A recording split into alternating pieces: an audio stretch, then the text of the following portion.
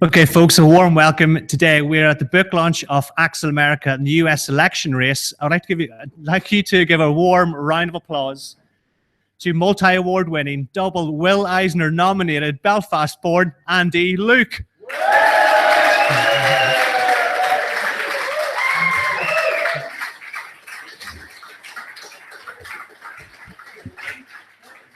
And his partner in crime, Richard Barr.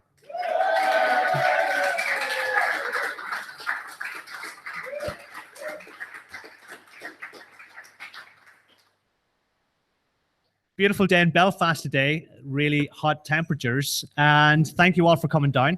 Thank you very much. Got a full house today. So, Axel America and the US election race. Don't know if you guys have bought it yet. A few of you have. There's a sign to the side there. The story revolves around a shock jock radio DJ who preaches New World Order preachings to the globe, and he comes head to head with a multi-billionaire running for the US presidential election. I don't know if that sounds familiar to anyone. One or two. Andy Luke, thank you so much for coming on board. And Richard Barr as well. Tell us, folks, how did you get this idea in your head? I think I came up with the original idea.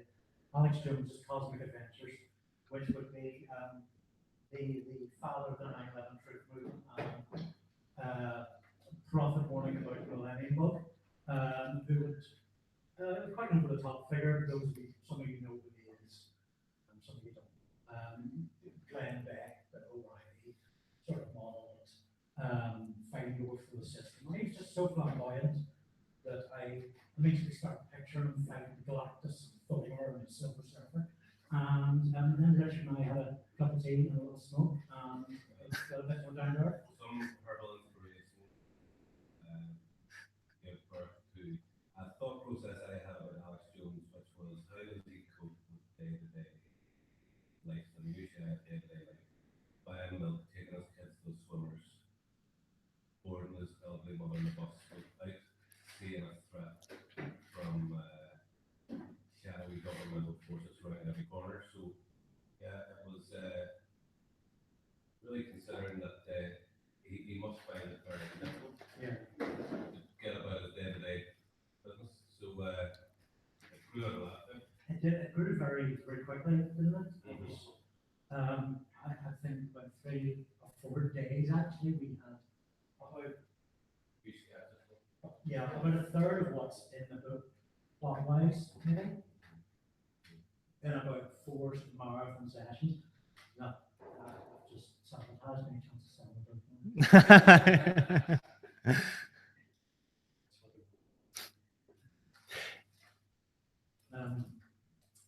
Yeah.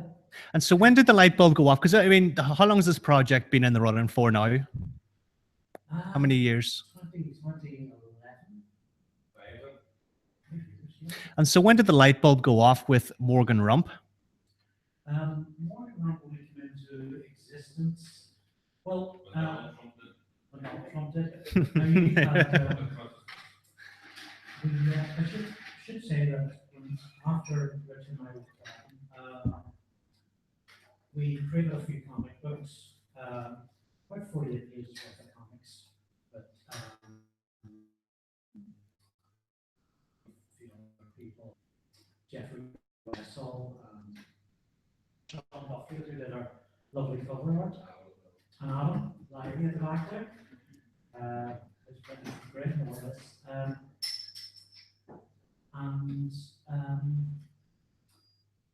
Yeah, we had the Co-opted. One of the stories was a story called Co-opted, where Alex Jones is who's an inspiration to Axel America, where he is co-opted by who was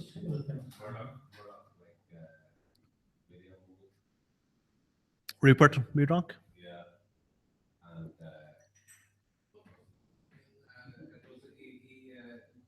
Glenn Beck. Yeah. It was about the time Glenn Beck was sort of mimicking everything that Alex Jones was doing for the Fox News lot.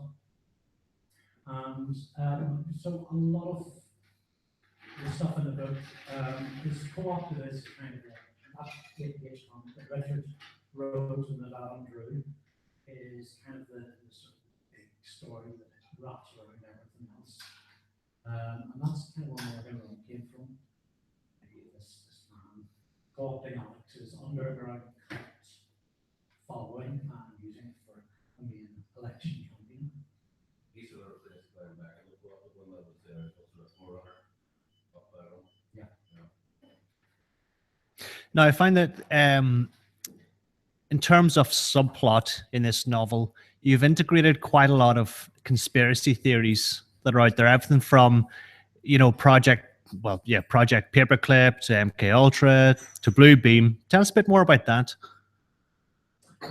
I think, Richard is the conspiracy theory guru in this. There's no event that's in your head yet.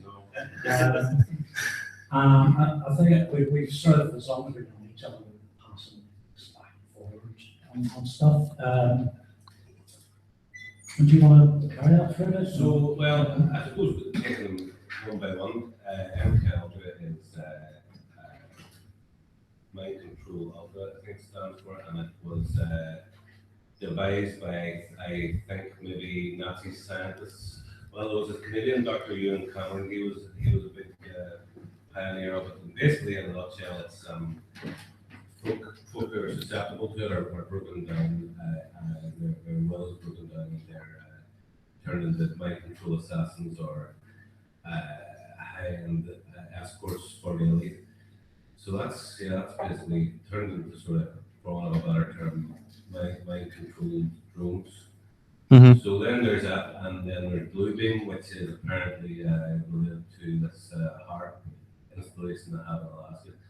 I think it is Alaska, whereby they have the ability to project images into the firmament. For doing this, their motivation apparently is to stage a rapture type event or alien invasion, have some sort of 600 foot holographic image of Jesus appear As you do. in the sky as a vagrant flasher way up there, or have the bee aliens appear, make David Icke's greatest fantasies come true. So that's Blue Beam, and then what was the other one you missed? Paperclip, Blue Beam. Paperclip, Oh, yeah. That's, for those who don't know, is the mass recruitment of Nazi scientists by the US and Russia and various other nations after World War II. I think it read And it's said, just quite astonishing stuff. I think it read said that if it hadn't been for a former Nazi, the Americans wouldn't have got to the moon apparently. But I do believe they did do it. Sorry, repeat that last comment. If it hadn't been for the Nazis, the Americans wouldn't have got to the moon apparently. To the moon. Funny, yeah. They do it, I don't buy it. Oddly enough, because the Nazis did have the V1 and then the V2 rocket. Right. Very good. I don't know. I might acknowledge these things up as 100%. Anybody feel like correct me? Some fact checking, all right, indeed. So what we have here then is, oh, go ahead, Andrew. I won't cut you off. Yeah, I was just going to say that I think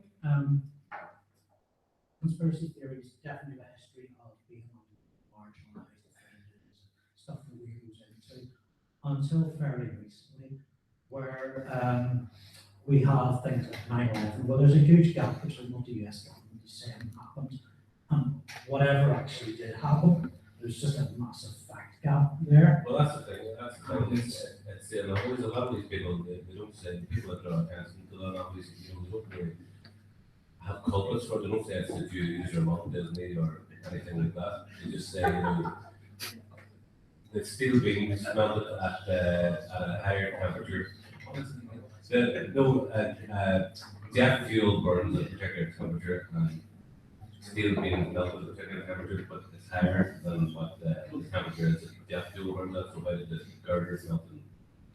And then there was the third one as well, which fell.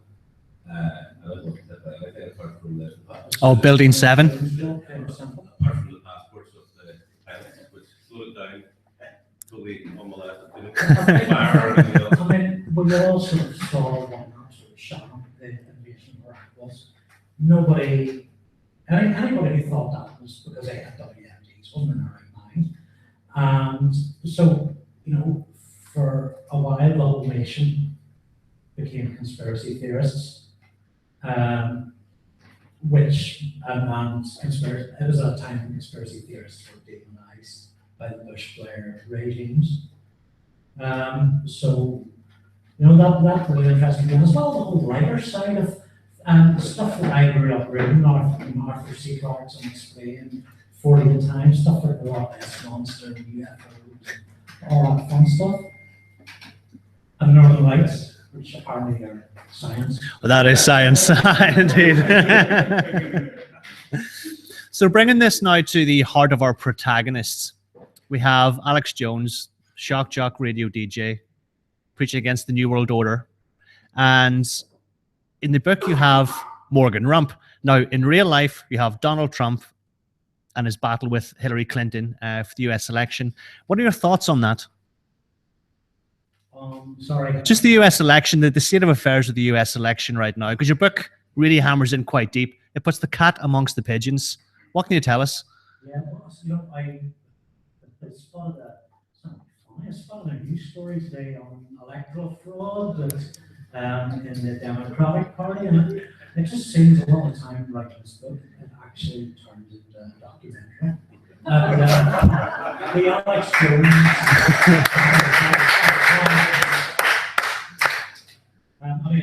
Alex Jones is a constant in this sort of 15 years ago, vital information, you know, bring down these elite cabals, and now he's at siding with Donald Trump, this great libertarian is siding with this wealthy tycoon. What's America is screwed, and when America is screwed, the rest of the world is screwed. Yeah, it doesn't look particularly good, does it? It's funny now that you mentioned the word cabal. For those of you that have watched, oh goodness me, the name escapes me now, The Wizard of Oz. Remember the movie from the 60s? You had the yellow brick roads, and then at the very end, you had the man behind the curtain. Now, you in Axel America and the US election race, you touch upon the cabal behind the curtain. And you have that scene around the table. We have all these kind of weird, wacky characters, like the Mad Hatter and whatnot. I suppose what I'm getting at here is, how have you utilized comedy to deliver a very serious message? I guess just blatantly, I mean, the sort of, I'm a bit of a fanboy as far as media content analysis goes. I just think that stuff on. And I say I've spoken about passion for conspiracy theories, but I think all that stuff and there is some serious commentary in there. Main purpose was just entertaining, to make people laugh. And I felt a bit guilty writing it actually, that I wanted something so cheap was to get giggles from folk. What can I say? So yeah, if people find that stuff that I haven't put in there, it's sort of focus. Yeah. And Richard, what are your thoughts? Well, going back to your Trump versus Clinton question, I think I having to choose between a dog shit sandwich and a camel shit sandwich. I would like to see in America this upcoming election, the rise of the Vote Party, and have no policies other than it was coined by a great journalist called John Oliver. And you don't do anything on the voting day. You do only worthwhile stuff, like go and visit, sell them, see relatives or friends, or fix up your local park or something like that. But just have it when the TV crews arrive at the sports gymnasiums and town halls, they're empty, nothing but tumbleweed. So that's what I like to say, and just a complete rejection of the choice that the Americans have been presented with, the rejection. All right, but I don't think anything else people will do that. Repeat that again. So you say the rejection of the choice? Rejection of the choice has been given between those two. This is a frequent source of argument between Richard and I. I'm very much at the opposite end of the spectrum. I think on election day, we should have an election every Saturday. We should have ice cream vans, hot dog vendors, kids can go play in the climate frames while we vote every weekend. But I think with this current American election, definitely sort of over to Richard's side in the sense. It's sort of true, isn't it? Second mayor, they don't do it. Now, you were writing the novel Axel America in the US election, updating it basically on a weekly basis, really, to keep current with affairs. Would you agree with that? Yeah. I mean, a lot of it's to do with the fact that I had left it so late writing it, and Andrew was an absolute fantastic proofreader, draft after draft after draft. It was an amazing text, though, so it wasn't like it was any labor on my behalf at all.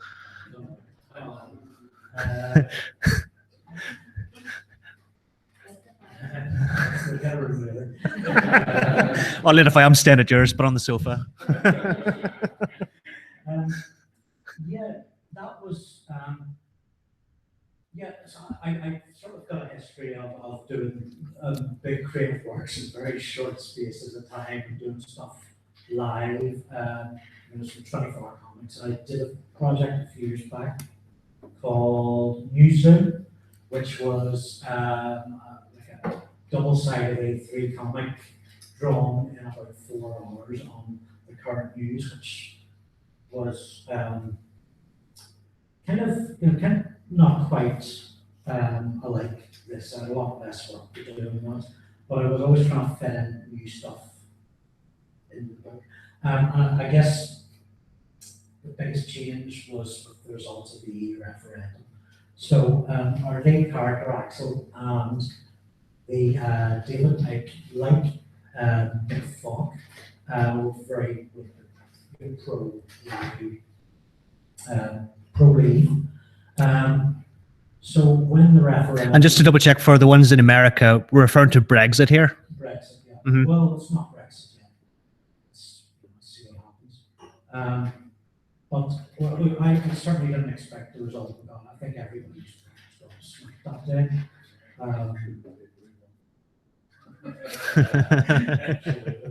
Including the people around it. So apart from sort of worrying about my holiday and all that, I had to rewrite one of the characters for the entire second half of the book. Yeah, that's right. So Richard and I had a meeting with Adam. We came up with a couple of rather nice things. Yeah. Fox sort of doesn't expect it either. No. Takes it quite badly. Yeah, he was Yes. Success. expecting the England of Jerusalem to rise up again, LAX. But what is it called? Givio? No, that's a hand queen. Albion, the very one. The egg-based character expects that to happen, and shackles of the earth to be cast aside. Good things, halcyon days to rain once more, but that didn't happen. Oh, the sky hasn't fallen either, I have to say. But it's good every day, yeah. So I wasn't struck by it at all. I think it's a good reflection of the popularity of Trump, the popularity of Corbyn. It's all symptomatic of the same phenomenon at the minute, which is the rejection of the elite and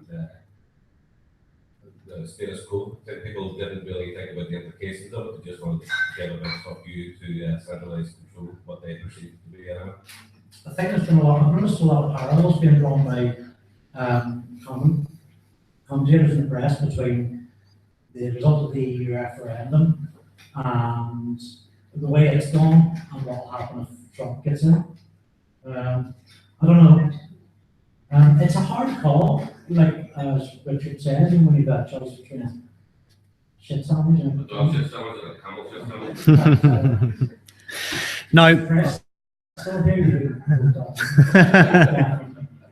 Now, before we move into Donald Trump again, I just want to briefly bring your attention to the fact that, as we've said before now, quite a lot of conspiracy theories have been jam-packed into this book here as subplot. And of course, Donald Trump or Morgan Rumpf is at the very forefront of the story. I noticed that you didn't include, bear in mind, this is on a weekly basis where it was updated weekly. One subject that wasn't touched upon of ISIS. I was wondering if you could share to the audience why that was. Briefly, please. Thought the book would be very short. Hmm.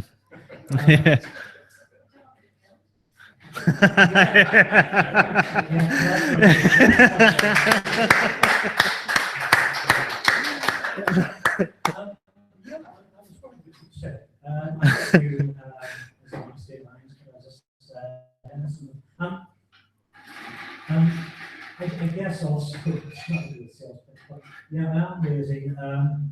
I mean, there were a lot, there's been a lot of really nasty atrocities this year. It seems more than before. And there were things happening, especially in Dallas, where the book is set, that I wanted to make more comment on that I did. And it was too raw. It was too hard to write about. So this really would be one of those situations whereby political satire, whilst it's a useful tool, perhaps there are instances where you should actually just back off of a subject for a while for the meantime. Anyway, what do you think? I kind of tried to fit commentary on ISIS, Dallas, and I do talk about sort of broader terrorism, generic terrorism. And within the book, but when I'm getting into recent specifics, and to try and channel through a character like Axel, who's quite boisterous and doesn't really care what he says too much. It sort of becomes a bit too close to or being an accomplice. Mm-hmm.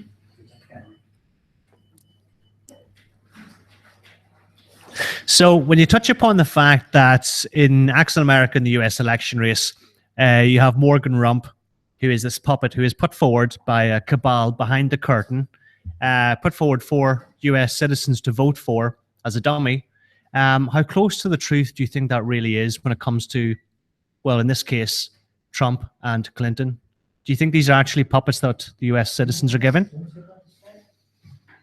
Well, a lot of defense has been drawn to the fact that Trump has funded his own campaign, and this makes him sort of more independent than Hillary is or other candidates are. But actually, apparently he's in hock to the mafia.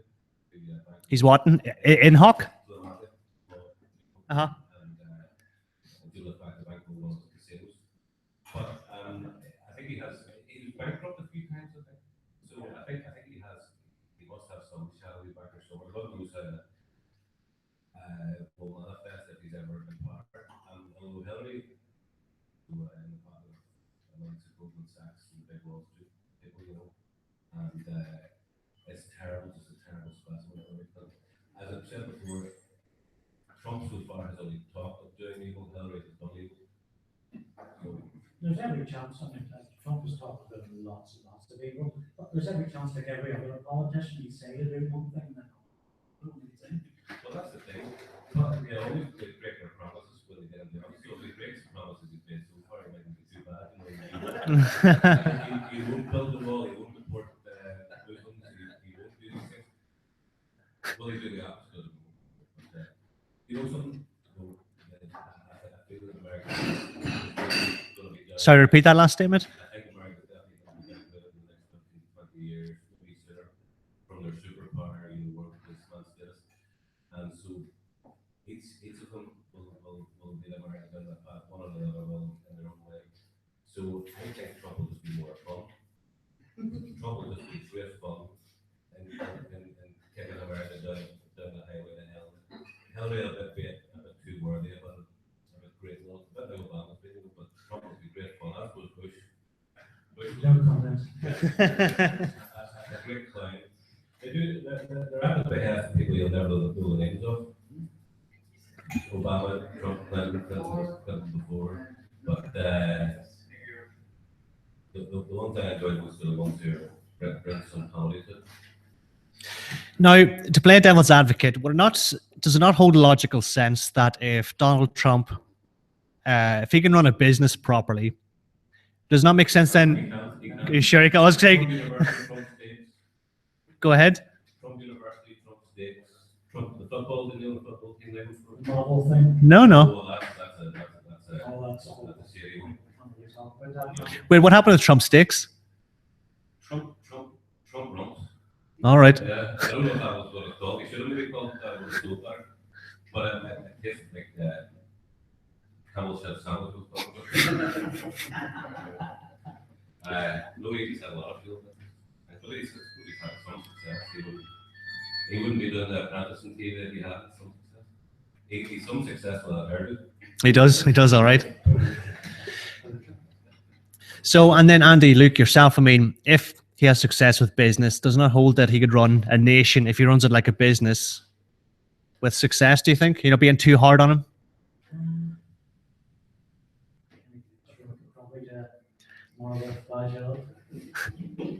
Well, actually, on that note, go ahead, I won't cut you off, go on. Before we open up the room to a live Q&A session from our audience, my question I have here for you is, this is to the both of you. Richard, if you can answer first. In 20 words or less,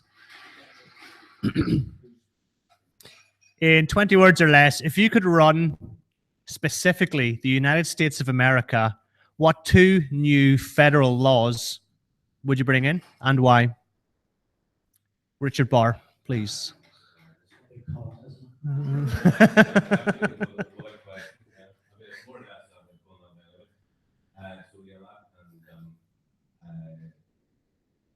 Not so much intervention in places where they shouldn't be intervening. Also, we'll have a look at the Federal Reserve and the reach of the CIA. Wait, what was that last one? Take a look at the Federal Reserve and the reach of the CIA. Okay. And Andy, Luke, if you were to run the United States of America, what 2 federal laws would you bring in and why? No, that's a good idea. It's not a bad idea.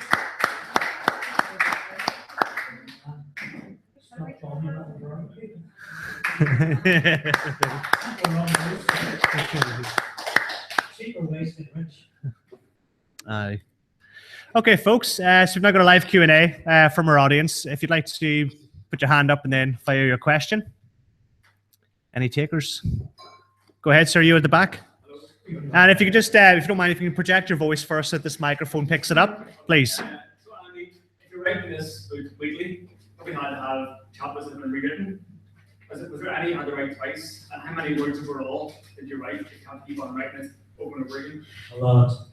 That's a very good question. I think the book started out about 25, 30K from just straight adoption from the comic, and then sorted it out, tidied up 40K. I was taking it to Andrew, 50K.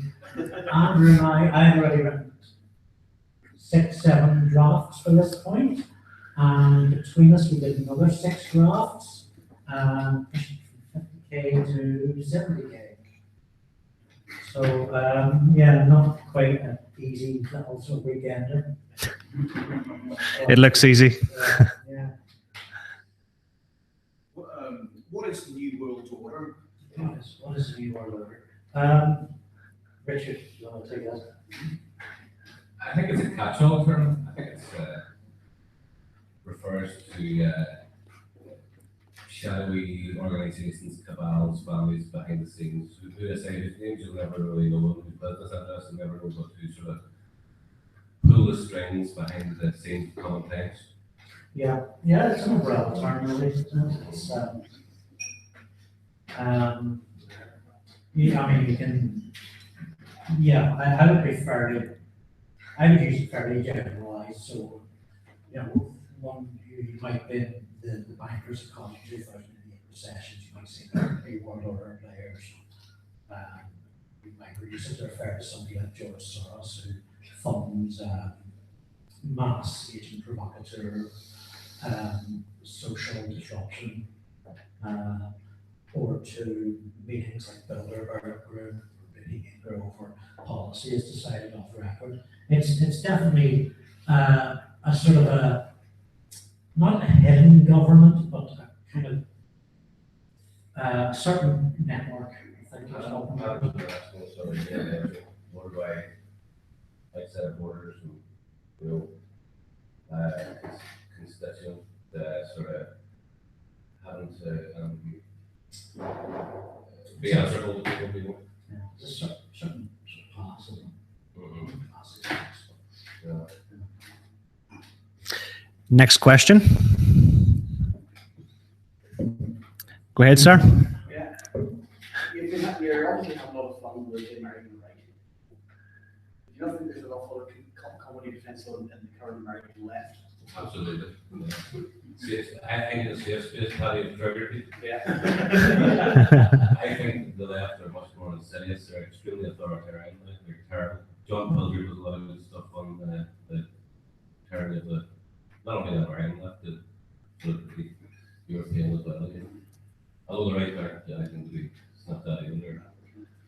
Yeah, they're just a bit more obvious, but The right would probably be my primary target in the book of that. And there are quite a few cases where I was on the left. But there's a line in the book about somebody knowing somebody who was so left wing that they ended up being right wing. And that's kind of, I guess that's kind of where I'm treating anybody, any type in the book that was annoyed me.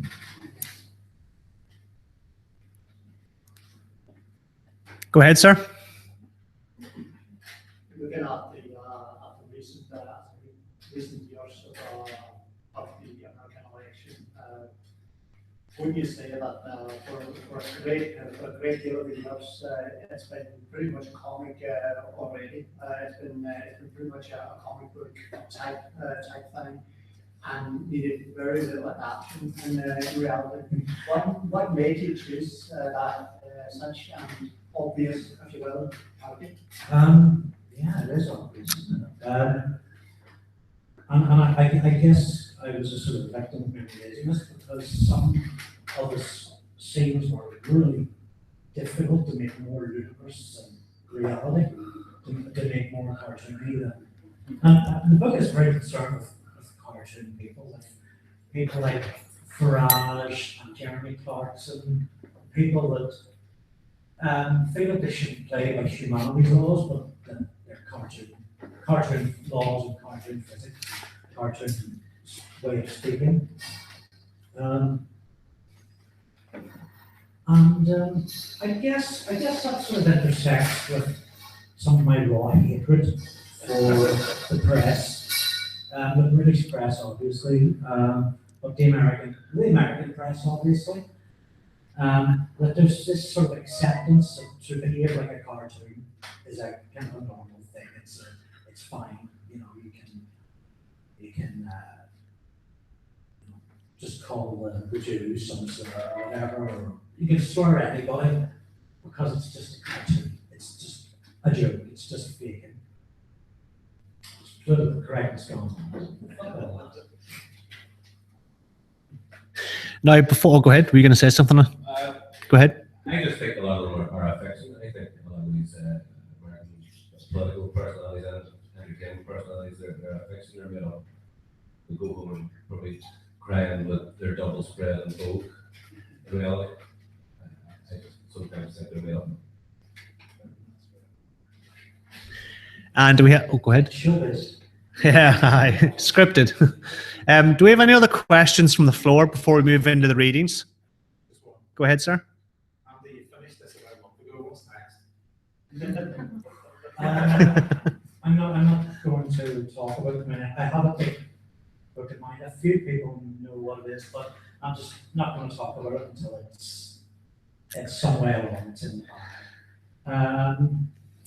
I have a number of short stories, that a series of short stories that are a sort of a pulp action drama. I might write these understatement because my own name's so widely esteemed. But basically, these are just sort of ripping boys' adventure action yarns that I'm having a lot of fun writing because the sort of the aspiration level is so low on them that I'm finding it surprising myself and then writing some really clever twists and dialogue. So you might not have to wait 2 years to see one of those. And final question before we move into the readings for tonight, the conflict on a global level of a new world order, Trump, Hillary, conspiracy theories and whatnot. Bringing this to a more personal level. Myself personally, I really don't like collaborations that well. I don't like taking part in collaborations on the grounds that I feel that when I collaborate with somebody else, it's like having two hands on the same paintbrush.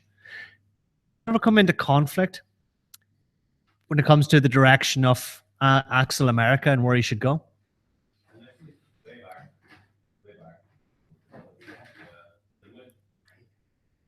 The bus incident, the bus breakup.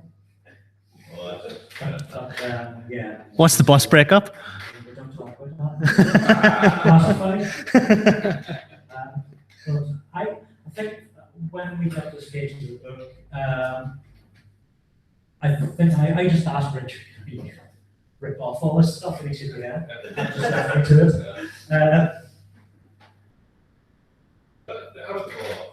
it. Yeah, we've got, I think Richard doesn't really get as much time to write as I think he'd like or as he should, because he's one of the finest verbal storytellers I've met. Definitely his name deserves to be in the cover of the book. No, indeed. Anyone will attest to that. I hope it's not the last time. And thank you very much. Thank you for your work. Thank you. Thank you. I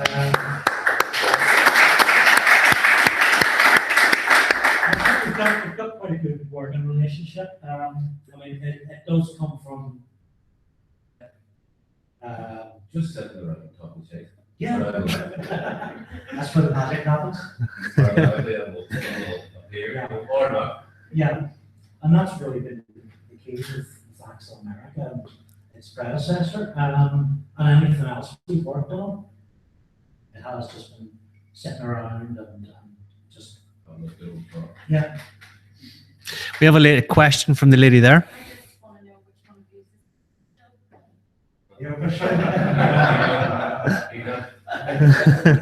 Let's give it a free car. That's the point. She always goes like,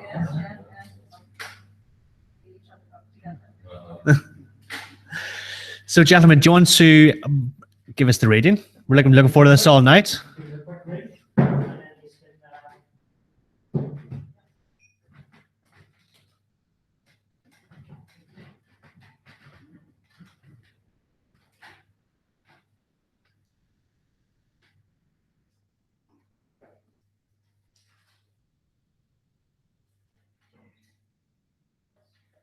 Okay, so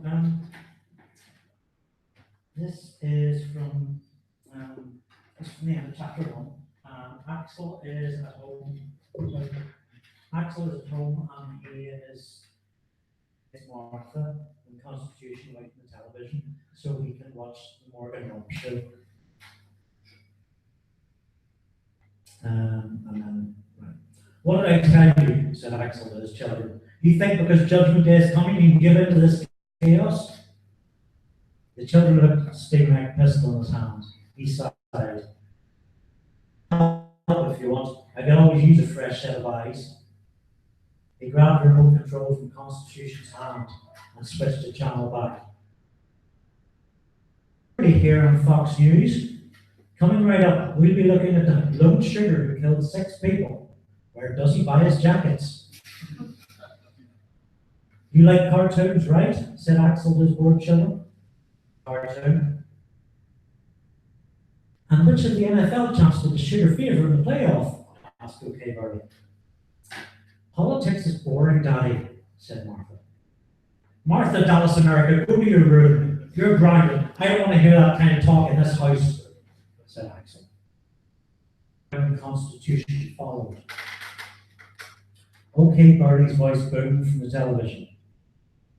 First, we go to Full News' very own Morgan Rump for some news story analysis and insight. Morgan, what's the situation there? And how does it feel to run for President of the United States? The screen split, then the female anchor disappeared, leaving a middle-aged, stocky crooner in a black suit. Morgan Rump stood against a pink-lit background, 6 foot tall, beady-eyed and puff-cheeked. He was nearly 70, yet possessed a mischievous schoolboy quality. By far the most striking thing about Rump was the black bottom jacket crossed shoulder to waist by a leather sash belt. On the left front pocket he wore a collection of badges with eagle-winged crests and swastikas. There was another swastika in the center of a single big red armband. He adjusted his black cap, that of an SS officer. Today, America is in prison, said Rump through firm, chubby cheeks. The president publicly admitted the border situation needs assessing. Finally, our checkpoints and manufacturing plants are manned by Europeans and Syrians looking after our interests. When 1 billion Americans were laid off last year, Rump stamped his foot again and then again. Schnell, Schnell, stop, he said. He threw his hat on the floor, revealing his recognizable chestnut hair, unexplainably streaked with suede shoe polish. He swiveled to face the audience. America can't take this anymore. I know it's been difficult at times. You desired change that never came. We have to commit ourselves daily. Look out for our neighbors. Hey, buddy, help yourself. Isn't that what America is great at? Our own human decency? Then he shook himself free of the discipline, like a dog coming out of a rain shower, his head wriggling and arms wobbling. A new America cannot simply fall from the sky. Desperation, patriotism, said Axel. He put 16 of Rump's key themes into a grid on a card and was checking off each in turn. Rump's face frowned on the screen. We don't have the great deserts and caves of Syria and Iraq. We live here crammed on top of one another, sometimes lacking the basic necessities. Spat him. We need to end our struggle. He tried unbuttoning the outfit, but it was tight against his waist and he found himself locked in the paddock. Axel nodded his head at a scorecard. Syria, Iraq, struggle, murmured Axel as he ticked the words off. Problem, reaction, bingo. As he pulled and tugged at the uniform, Rump moved like a breakdancer, finally casting him off. He looked this side and that, cried up and down, and jerked and bobbed. Millions of people robbed of things they worked their entire lives for, betrayed. This country needs leadership, which is hardly custard in the White House, and the bookworms and the greedy money men are too ashamed to provide. Axel's plasma screen was high on the wall, and Rump was dominating his living room. He reached to the coffee table for the acetate, magic marker and putty tack. Rump's arms spread wide, and then his fingers shook and extended like a pistol of salvation as he spat phrase after phrase on how America should get off its knees and become great again. Axel got to the screen and used the putty tack to fasten acetate film over it. The camera had come in for a close-up just as timed. And because of all this, I'm not politically correct. Because of this, I'm Satan, continued Rump. Axel smirked. Got that right, maggot. I'm the Dark Lord, said Rump. I'm as bad as Mussolini. Are you and I fascists to desire change never comes? Am I wrong to say I love my country? If I'm Mussolini, where are my followers? The studio audience whooped and cheered. You shills, said Axel. Is it fascism to say all these bums and Hispanics should be rounded up into camps? Continued Rump. We have to protect, we have to be humane. Morgan Rump raised his hands and clasped into his ribs, the applause rising with him. And quickly, before they do it to us, infect us with malaria, gonorrhea, and syphilis. They want to kill us, sleep in our houses, on our floors and the beds, and use our toothbrushes and have sex with our children. Axel had drawn and read over acetate a tiny cup and horns in Rump's head. He was pleased, but Rump had triggered something. The fast food meal from before lurched in his stomach, a belt of barbed wire teeth chewing on his intestines like Rottweilers, and Axel's mouth filled with vomit.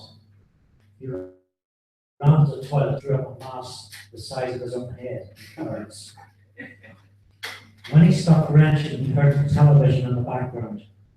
Kindergarten girls singing their love of Rump, followed by a series of explosions. His skin turned cold white until the noise petered out, and he recognized what he was hearing was fireworks. Axel grabbed the bowl firmly.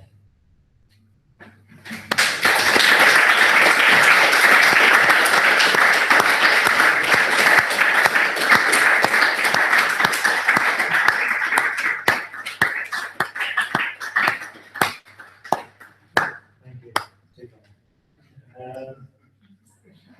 So I'm going to sign copies over here now, and Richard can sign as well. Well, they won't take offense. Come sit down. Yeah, £10, and yeah, I guess the quickest people with the cupcakes.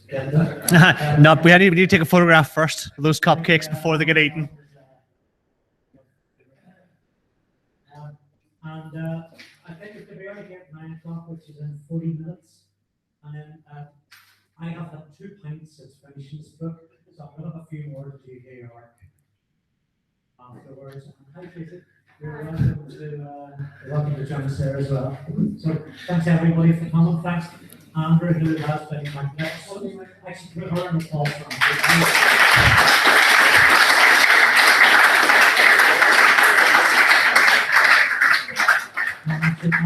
and people from our Sept jumping car breeze about somewhere. Yeah. We're glad to see and the people at far Sept, I see Phil still in the background. Thank you. Thank you. One more for Andrew, Luke, and Richard Barr. Yeah.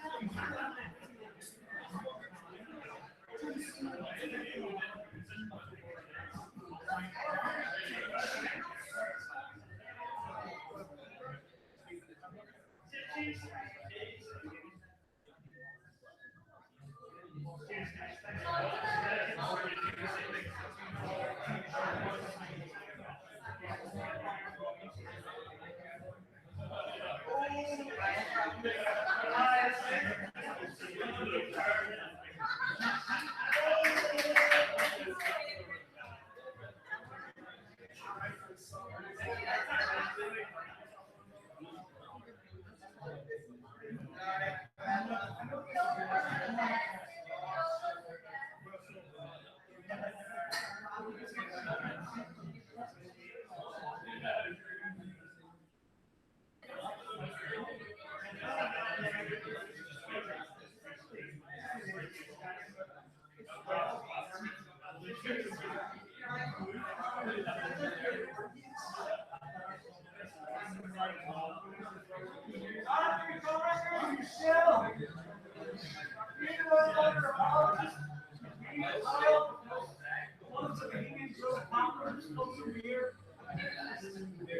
wasn't me.